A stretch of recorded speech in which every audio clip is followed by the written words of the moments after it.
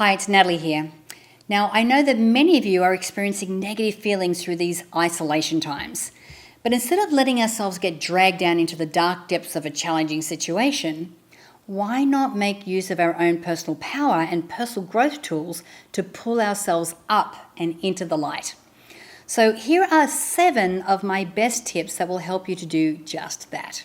So tip number 1 is to accept what is. Now, whenever I start feeling bad, I try to resist the feeling, which tends to make everything that much worse. So it's not until I completely accept my situation that I can actually start changing it. Acceptance allows me to focus on the positive and start taking action.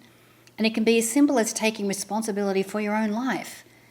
You know, in the end, and for the most part, you are responsible for what happens in your life, whether you like it or not. Now, when I first realized this, I was able to start taking control of my life and start changing what I didn't actually like. Now, the negativity was just a way for me to learn what I didn't want. Now, yes, we're in a really challenging time right now, and there's a lot of craziness that's happening out there. But the thing is, we are in charge of our own experience. We get to control what's in here, and what's in our environment. So how are you going to choose to do that? How are you going to be positively influencing the environment that you have around you? All right, so tip number 2 is to ask yourself, what's the worst that can happen? Now, this could be applied to any situation in life.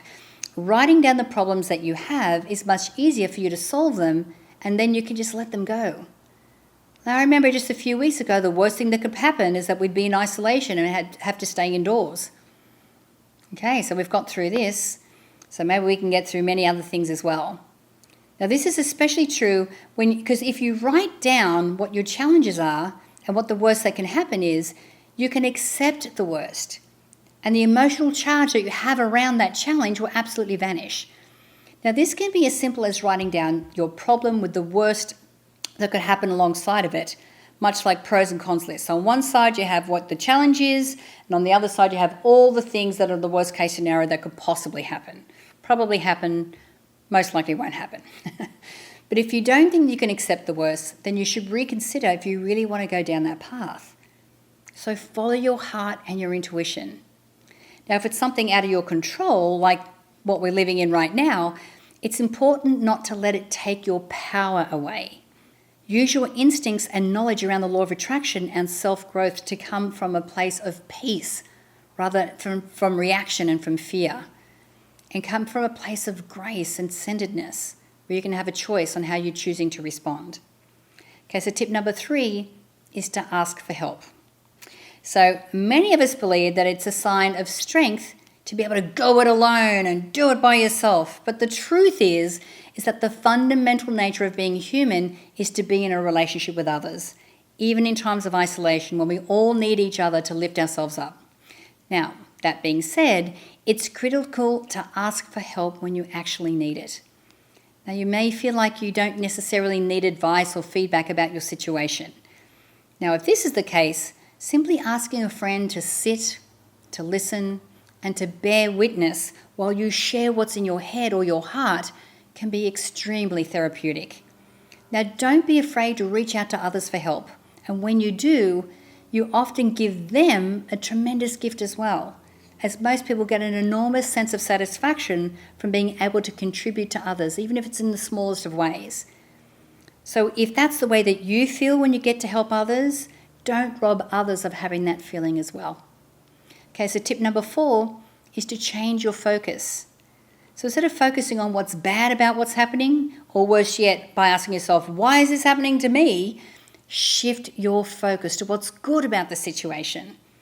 Now, this may seem challenging in difficult circumstances, but keep in mind that even people who have faced intense personal loss, who have survived critical illnesses and diseases, have managed to find something positive to focus on. So does the circumstance that you're facing right now give you the ability to let go of some old beliefs or old ideas or people that may no longer be serving you? Does it give you an opportunity to connect on a deeper level with those people that are around you? So do your best to create a more empowering context for the situation that you find yourself in, and before you know it, you'll be feeling lighter and happier and way more positive. Okay, so tip number 5 is to release negativity.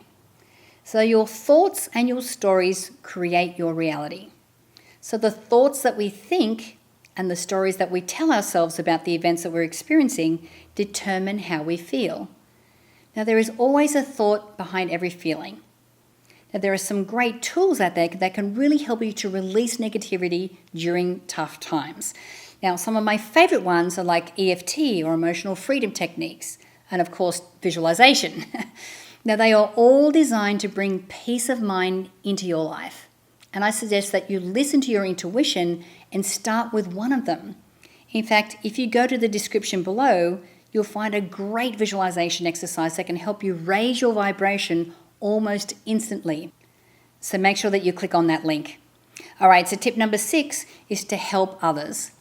Now, one of the fastest ways to shift yourself out of a spiral of negative thinking about a challenging situation or what you're facing right now is to focus on elevating others who find themselves in a difficult circumstance like these. So consider calling a friend to ask how they're doing, or sending an encouraging email to someone who you know could be struggling, that may not be as strong as you with dealing with difficult situations.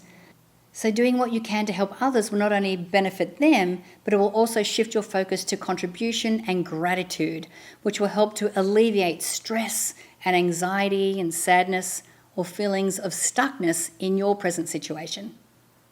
Okay, so now tip number 7 is to get clear on what's really blocking your happiness. Now, sometimes our challenge is simply a weird feeling that we just really can't pinpoint. And we don't know exactly what's holding us back or making us feel stuck. And this same thing is helping us feel unhappy or uninspired. So this is why it's crucial that you get clear on what is actually holding you back from happiness. Now, life is not perfect, and there are many things outside our control that will challenge our happiness. But regardless of that, I've always believed that anyone can achieve unconditional happiness regardless of how you feel in the moment. All right, now before I go, I would love to hear from you. Please comment below on any self-growth tips that can really help our community thrive during these exceptionally challenging times. And don't forget to subscribe to the Mind Movers YouTube channel for more videos on personal growth and the law of attraction.